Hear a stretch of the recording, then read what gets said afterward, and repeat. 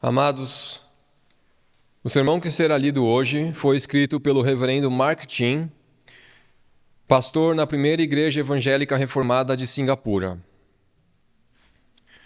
Vamos ler o texto da pregação. Vamos abrir as nossas Bíblias no livro de Provérbios, capítulo 16.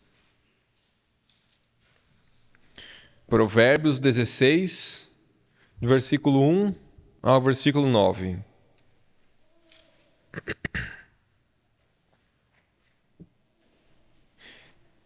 Diz assim a palavra do Senhor, segundo Provérbios 16, de 1 a 9. O coração do homem pode fazer planos, mas a resposta certa dos lábios vem do Senhor. Todos os caminhos do homem são puros aos seus olhos, mas o Senhor pesa o espírito. Confia ao Senhor as tuas obras, e os teus desígnios serão estabelecidos. O Senhor fez todas as coisas para determinados fins, e até o perverso para o dia da calamidade. Abominável é ao Senhor todo arrogante de coração. É evidente que não ficará impune. Pela misericórdia e pela verdade se expia a culpa, e pelo temor do Senhor os homens evitam o mal. Sendo o caminho dos homens agradável ao Senhor, este reconcilia com eles os seus inimigos. Melhor é o pouco havendo justiça, do que grandes rendimentos com injustiça. O coração do homem traça o seu caminho, mas o Senhor lhe dirige os passos. Oremos. Ó Senhor, nosso Pai celeste, nosso Deus perfeito, então chegamos ao momento onde o Senhor nos falará por meio da pregação. E damos graças a Ti, porque podemos ouvir a Tua palavra aqui nesta congregação. Damos graças a Ti pelos pastores fiéis que têm compartilhado os Seus sermões para que o Teu povo seja edificado ao redor do mundo. Damos graças a Ti, Senhor Deus, porque podemos aprender mais em como conhecer a Ti, em como viver contigo. Senhor Deus, dá que esta pregação entre no fundo dos corações dos Teus filhos aqui e os renove e lhes traga redenção nas áreas que estão necessitando. Dá que os corações estejam humildes para receber a Tua palavra. Dá também, Senhor Deus, que eu, na minha pequenez e fraqueza, não seja um impedimento para que Teus filhos ouçam a Tua palavra. Usa-me para fortalecê-los, para glorificar o Teu santo e bendito nome. Te pedimos isso em nome do nosso Senhor Jesus Cristo. Amém. Amados irmãos, vamos falar sobre motivos hoje, porque os motivos são importantes. O funcionamento interno do coração é importante. De lá vêm os motivos. E embora a palavra motivo não seja encontrada na Bíblia, palavras como coração, espírito e caminho são usadas para descrever essas intenções interiores. Vejam bem, Deus não está interessado apenas nas ações de uma pessoa, mas nos seus motivos. Não somos julgados apenas por um homicídio ou adultério, mas por ficarmos injustamente irados e cheios de cobiça. A pureza do motivo é importante. Mas às vezes nós ficamos confusos. Vamos pensar o que nossa cultura traz, por exemplo, em filmes. Lembram-se de Robin Hood?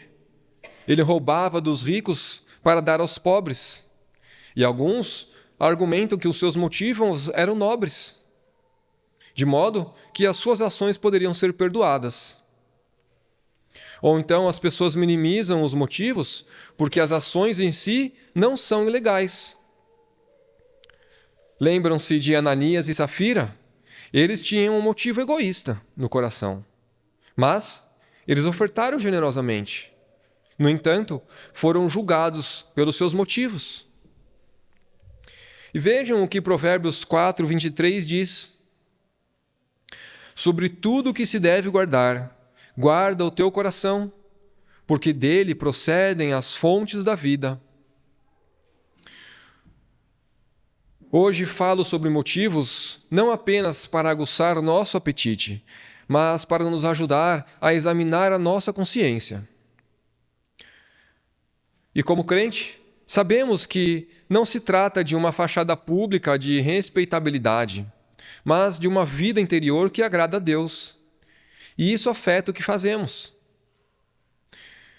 Então, nós vamos examinar 3 verdades bíblicas nesse sermão.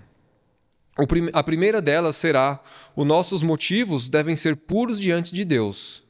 A segunda: Deus julga os ímpios pelos seus motivos maus. E a terceira: Deus abençoa os justos pelos seus motivos puros. Vemos então primeiramente que os nossos motivos devem ser puros diante de Deus. Então, nos versículos 1 e 2, nós vemos um contraste entre nós e Deus. E, na verdade, o livro de Provérbios inteiro faz isso. Nós somos de um jeito, mas Deus é de outro. Os ímpios são assim, os crentes são de outro modo. E aqui, o contraste é usado para mostrar a preeminência de Deus. Vejam o que diz o versículo 1. O coração do homem pode fazer planos, mas a resposta certa dos lábios vem do Senhor. O que significa que todos nós temos os nossos planos. Nós temos nas nossas soluções as intenções dos nossos corações. Então eu posso pensar: eu quero cuidar dos pobres, então eu vou roubar dos ricos para dar para os pobres. Mas a solução certa, a resposta certa, vem de Deus. Vejam o versículo 2. Todos os caminhos do homem são puros aos seus olhos, mas o Senhor pesa o espírito. As nossas intenções podem ser puras aos nossos próprios olhos. Podemos dizer: mas eu me importo com os pobres. Mas Deus está examinando o seu coração. Tanto as nossas soluções quanto os nossos motivos podem estar errados. E o objetivo desses versículos é mostrar que somos subordinados a Deus. Podemos achar que nossas ações estão certas, mas apenas as de Deus são verdadeiramente corretas. Podemos dizer que os nossos motivos são puros, mas apenas Deus realmente sabe. Apenas nestes 9 versículos que lemos, o nome de Deus, o Senhor em letra maiúscula, é mencionado 8 vezes. E estes contrastes e comparações com os homens servem para enfatizar o quanto nosso Deus é maior do que nós. Serve para mostrar que não se trata de você, não se trata da sua vida, do que você faz ou que você quer fazer. Não se trata de você. Tudo se trata de Deus, do que Ele quer. Trata-se do prazer dele. Portanto, como crentes, devemos subjugar nossos corações e motivos para que o nosso motivo seja agradar a Ele. O nosso Senhor disse que quem quiser vir após Ele deve negar a si mesmo, tomar a sua cruz e segui-lo. Agora pensem, crianças. Quando vocês fazem algo de errado, vocês vão e pedem desculpa a seus pais. Por que vocês fazem isso? Vocês fazem isso só para escapar do castigo? Ou vocês estão tristes pedindo por misericórdia, humildes e explicando os seus próprios motivos? Ou então, crianças, quando vocês estão brincando com um brinquedo que não é de vocês, por exemplo, o brinquedo dos seus irmãos, e aí o seu irmão chega e pede: ei, me devolve o meu brinquedo, você já brincou bastante, eu gostaria de brincar com ele. Aí você segura aquele brinquedo e não devolve. Por que é que você não devolve o brinquedo para o seu irmão? É porque você tem muita vontade de brincar ainda? Ou porque você tem um motivo mau de querer irritar e perturbar o seu irmão? Crianças, Deus não está vendo só as ações exteriores. Deus está vendo lá dentro do coração de vocês. Deus avalia os nossos motivos. Será que os nossos motivos correspondem aos motivos de Deus? Nossos motivos são santos? Meus irmãos, nosso Deus está preocupado com a nossa vida interior.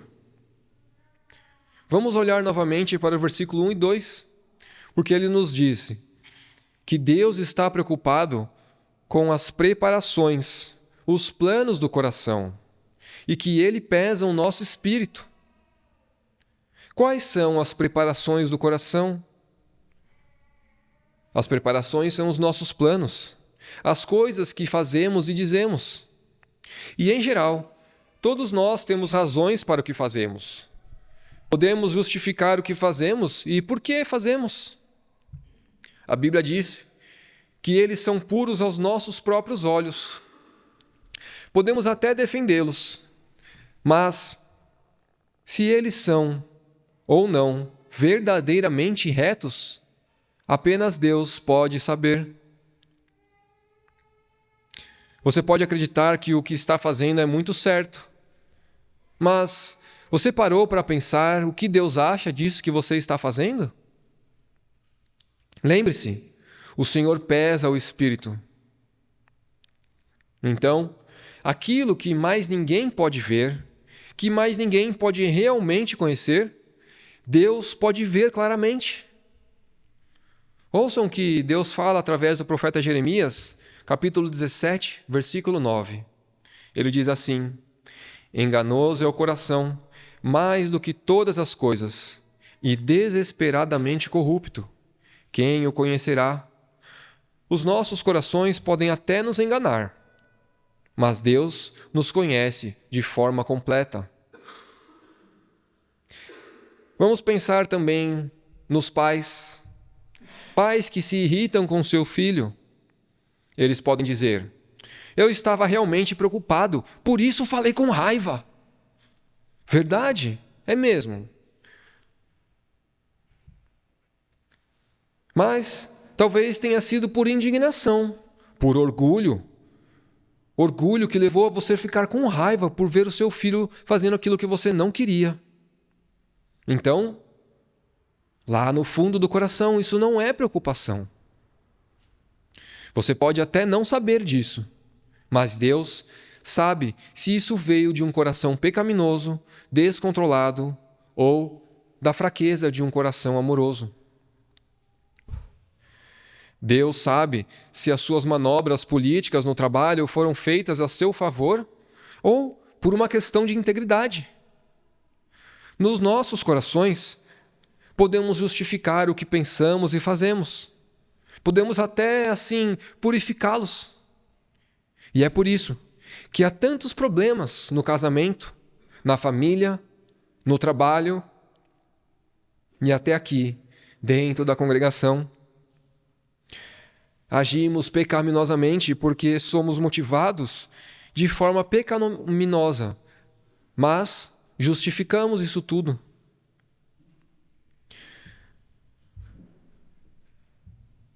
Em Hebreus, capítulo 4, versículo 13, veja o que o Senhor nos fala. E não há criatura que não seja manifesta na sua presença. Pelo contrário, Todas as coisas estão descobertas e patentes aos olhos daquele a quem temos de prestar contas. Meus irmãos, nós podemos até cobrir os nossos motivos, mas é impossível cobrir isso de Deus. E nós prestaremos contas sobre tudo aquilo que está no íntimo do nosso coração. E é por isso que nos é ordenado a submeter todas as coisas a Deus. Versículo 3 do nosso texto diz assim: confia ao Senhor as tuas obras, e os teus desígnios serão estabelecidos. Confia, meus irmãos. Confiem. Ou então, literalmente, entregue todas as atividades da sua vida ao Senhor. E então, os motivos do Senhor serão estabelecidos em ti. O que isso está dizendo aqui? No mínimo, que devemos submeter a Deus os nossos planos e motivos. O que fazemos e o que podemos, o que fazemos e por que nós fazemos, deve ser aprovado por Deus. Mas, e isso também, como tudo, nós pervertemos e pode ser interpretado de outra forma. Então, quando confiamos os nossos planos a Deus, então nossos motivos serão estabelecidos. Quando submetemos a Deus o que queremos fazer, Ele endireitará os nossos motivos. Então, nós devemos sujeitar todos os nossos motivos, todos os nossos planos, para que nós não os pervertamos, para que nós não façamos nem aquilo que parece agradável ao Senhor por motivos errados. E também, veja, isso pode soar um pouco estranho para nós, porque a maioria de nós pensará: não deveria ser confia os teus motivos a Deus e então os teus planos serão bem-sucedidos? Se os meus motivos estiverem corretos, então o que eu fizer está certo, não é? Mas não é isso que o texto diz. E o mais interessante é que o próprio Senhor Jesus usou uma frase semelhante. Ele disse assim no Evangelho de Mateus, capítulo 6, 21. Porque onde está o teu tesouro, aí estará também o teu coração. Então, não é aonde está o teu coração, aí também estará o teu tesouro. Mas sim, onde está o teu tesouro. Qual é o seu objetivo? O que é a coisa mais importante para vocês? Quando você confia isso ao Senhor, o seu coração será subjugado para segui-lo. Quando para ti o Senhor for a coisa mais importante, for o seu tesouro, o seu coração será subjugado para segui-lo. Vejamos um exemplo. Digamos que o marido está dirigindo e se perdeu no seu caminho. Se perdeu porque quando pediu informação, porque não pediu a informação que a sua esposa pediu. Isso acontece. Querido, você não quer parar ali naquele posto e perguntar se esse é o caminho certo? Não, eu sei o caminho. Então por que o marido não parou? Foi por orgulho? Eu sei o caminho. Foi má vontade, porque a esposa falou de modo áspero? Ei, vamos ficar perdidos até quando? Pare ali.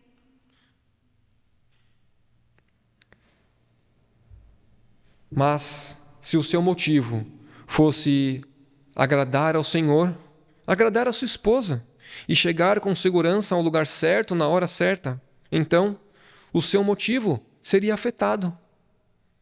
Mas, se o seu motivo é ter a razão de ser o chefe, o cabeça autoritário da sua família, isso também afeta o seu motivo de uma forma negativa.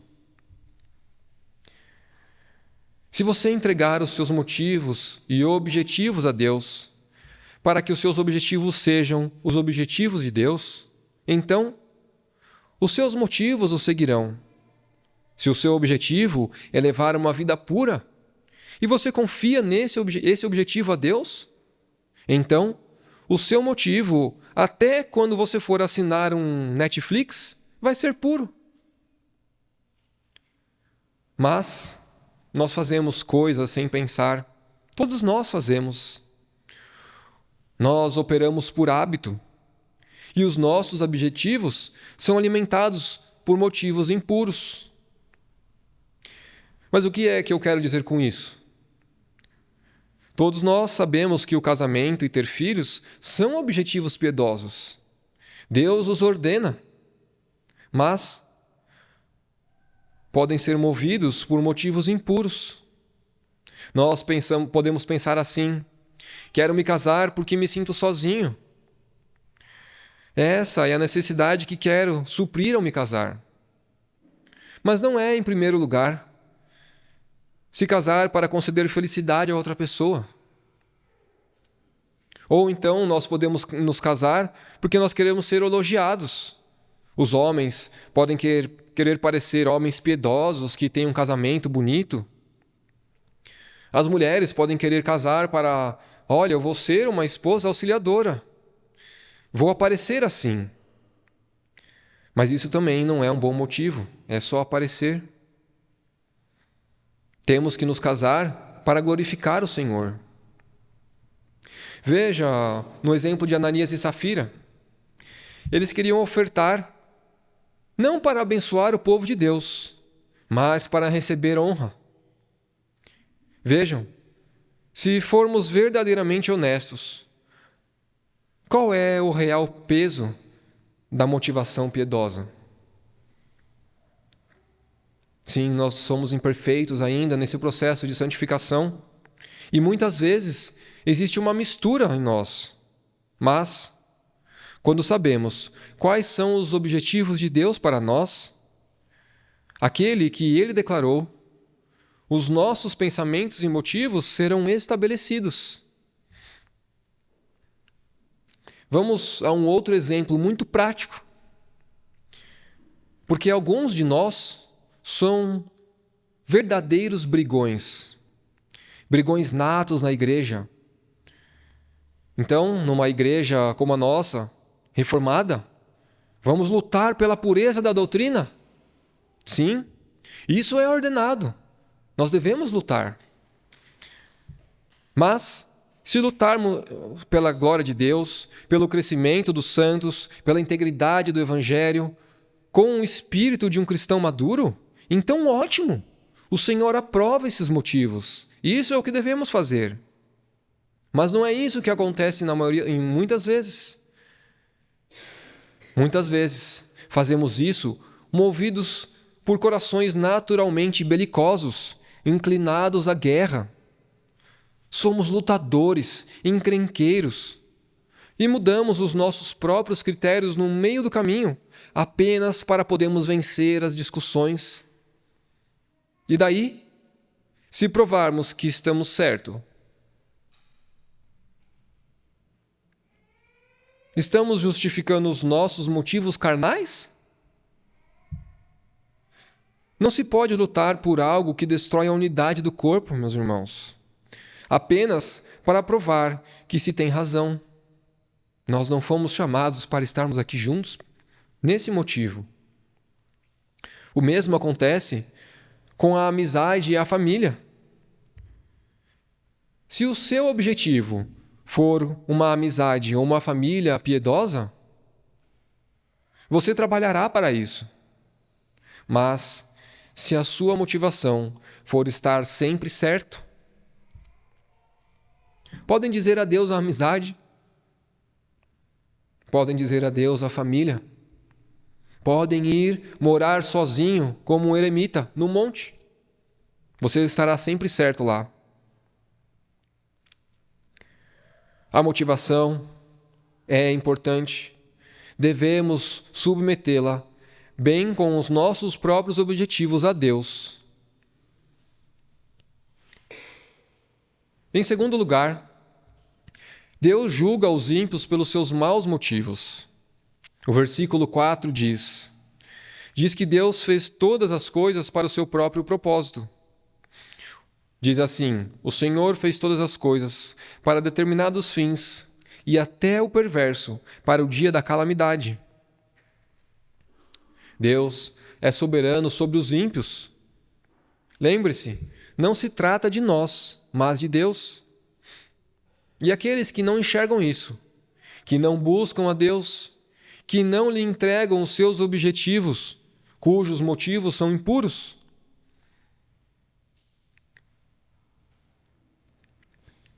São impuros, mas podem ser puros aos próprios olhos deles.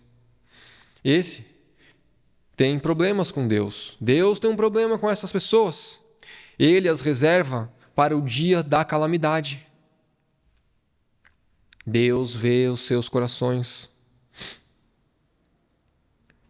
E o Senhor diz sobre o dia do juízo, de novo, no Evangelho segundo Mateus, capítulo 12, 36.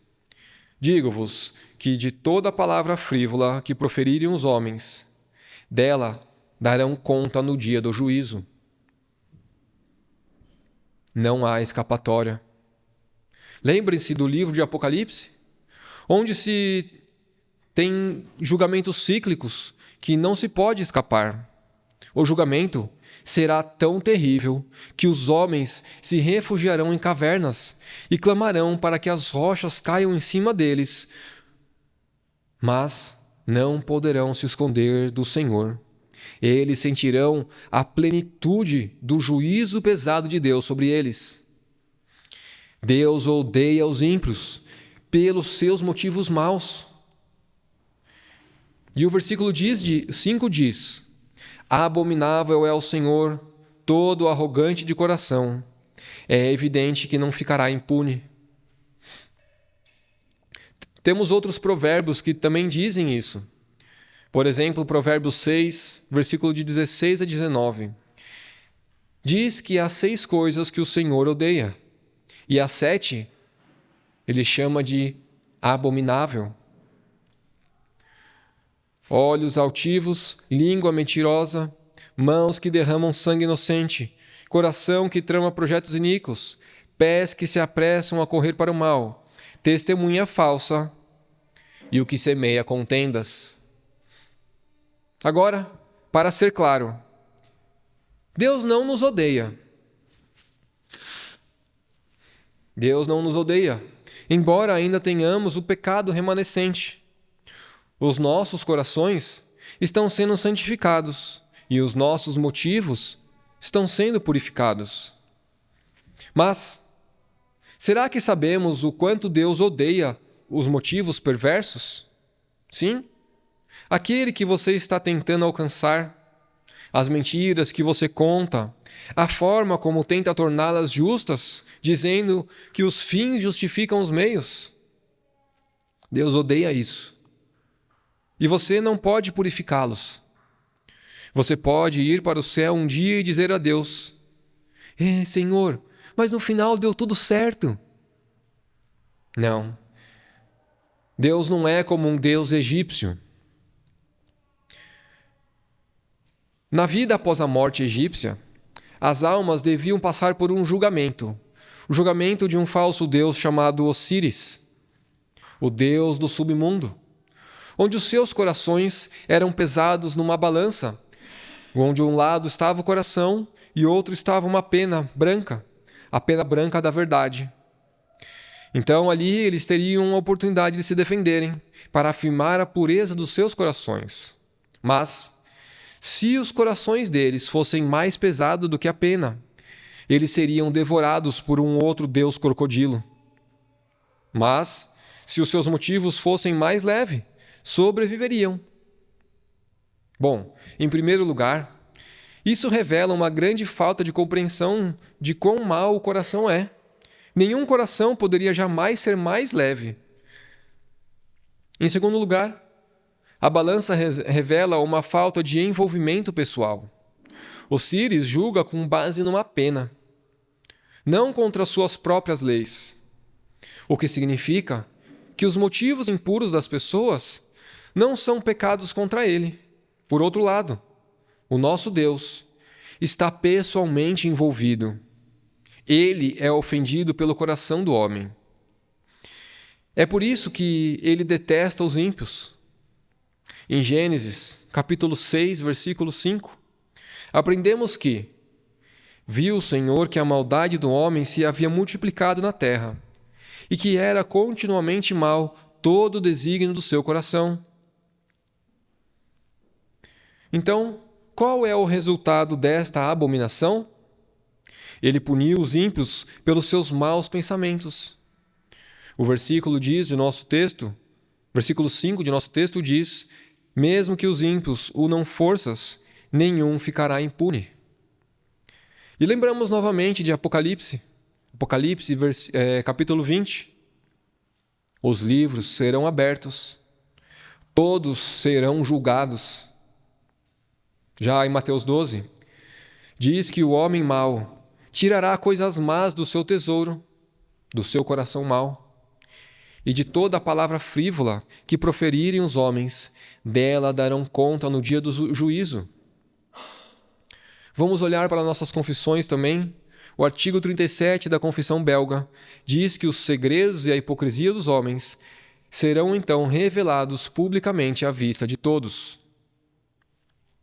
Vocês lembram de Jezabel? Ela conspirou com motivos impuros para que Acabe pudesse herdar legalmente a vinha de Nabote. Jezabel não temia a Deus. Ela queria o que queria e buscou purificar os seus motivos. No final, ela morreu sendo atirada da janela e os cães a comeram. Na vinha de Nabote, Acabe também morreu. Deus vê os nossos corações. Ele fez todas as coisas segundo o seu conselho. Ananias e Safira, por causa dos seus motivos impuros, caíram mortos. Então, qual é o meu propósito aqui ao falar sobre os motivos através de Provérbios? É para lembrar, mais uma vez, meus irmãos, que os motivos são importantes. E nós não gastamos tempo nem esforço suficiente para examiná-los. Nós lidamos apenas com as ações. Mas, por mais que Deus puna os ímpios pelos seus motivos, Ele abençoa os justos pelos seus motivos corretos. E este agora é o terceiro ponto, versículo 6. Pela misericórdia e pela verdade se expia a culpa, e pelo temor do Senhor os homens evitam o mal. Os nossos motivos nunca serão totalmente puros, não nesta vida. De nenhum de nós. Em todas as discussões em casa ou na igreja, todos podemos admitir isso. Se você não consegue admitir isso, há algo seriamente errado com a sua bússola moral. Mas, embora não sejamos perfeitos, somos contados como justos por causa da expiação de Cristo. Pela misericórdia e pela verdade, a iniquidade é expiada. Quando Cristo morreu na cruz, a misericórdia e a verdade se encontraram. Ele viveu e morreu para cumprir a lei, e Deus demonstrou misericórdia àqueles que nele confiam. É por isso que, quando viemos à mesa do Senhor, na semana que vem, nós somos lembrados da morte sacrificial de Cristo. Ele morreu pelos nossos motivos impuros. Todas as nossas justificativas para os nossos pecados e motivos malignos, Cristo os purificou. E agora, por causa da morte de Cristo na cruz, nós somos declarados justos. E assim, semana que vem, na ceia, temos a garantia da sua morte, para que, se estivermos profundamente arrependidos dos nossos muito pecados, dos nossos motivos pecaminosos ao fazer as coisas, e desejarmos crescer em obediência, e quando submetermos os nossos planos a Ele, e buscarmos ter motivos puros, sejamos participantes dignos do pão e do cálice do nosso Senhor. Amados, nossos motivos não são puros. Acho que todos devemos reconhecer isso. Tenho certeza, nós devemos reconhecer isso. Mas saibam que Cristo nos contou como puros. E quando o reverenciamos, quando o amamos, nós protegemos os nossos motivos, nós nos desviamos do mal. E quando fazemos isso, Deus derrama bênção sobre os justos, por causa da sua justiça mediante Cristo, e por causa dos motivos puros.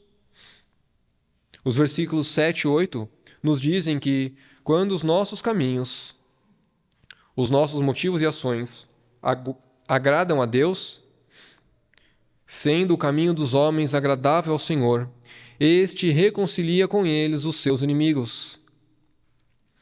Ficaremos completamente satisfeitos, mesmo que tenhamos pouco. Este é o poder da pureza. No início, eu disse que todos estes versículos mostram que tudo se trata de Deus, de como devemos nos submeter a Ele, nos submeter nas nossas ações e motivos. Mas vejam como nosso Deus é gracioso. Quando fazemos tudo por causa dele, Ele nos abençoa. Ele nunca nos decepciona ou nos dá menos do que merecemos em sua graça.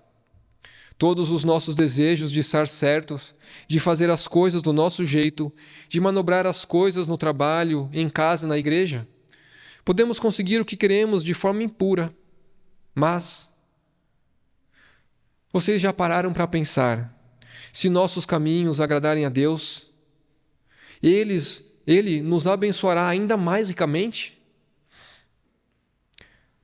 Segundo o texto que nós lemos agora, o versículo, se nós deixarmos de fazer as coisas por nossa própria vontade e fazemos para Deus, Ele vai nos abençoar até o ponto de que os nossos inimigos fiquem em paz conosco.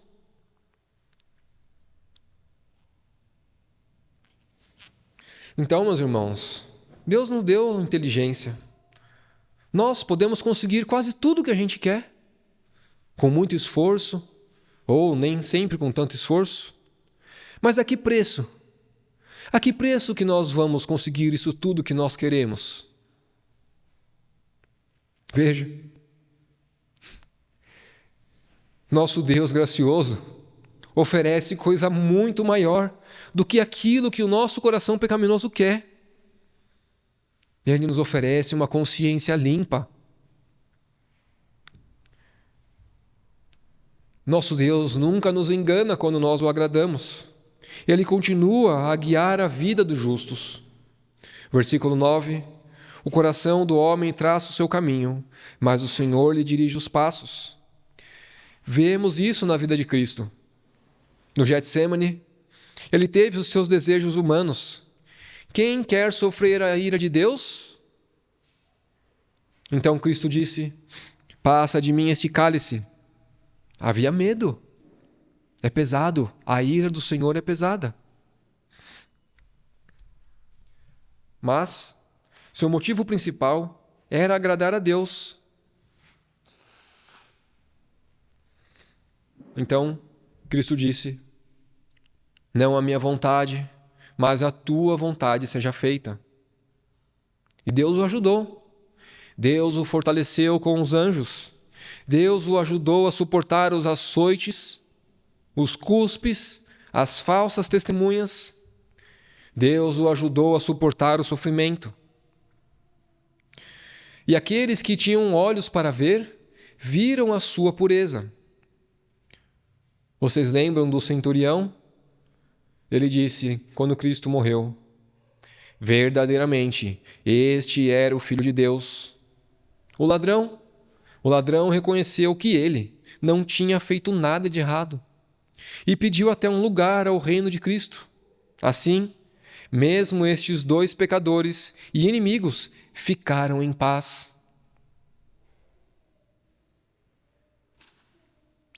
Amados, Cristo fez a paz entre vocês e Deus. Então eu lhes pergunto: quanto vocês estão focados no homem interior? Quanto vocês estão focados nos seus motivos individuais?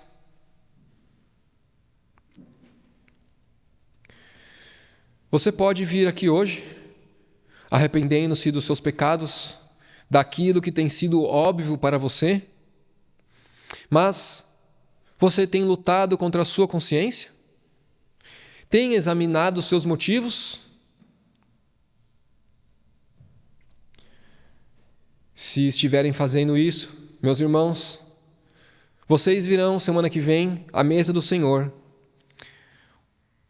não com o sentido do seu próprio valor, mas com o sentido da sua profunda indignidade, percebendo que poderia abrigar motivações tão perversas no coração. Mas tenha ânimo, Cristo te purificou. Você não vai viver para Ele? Amém.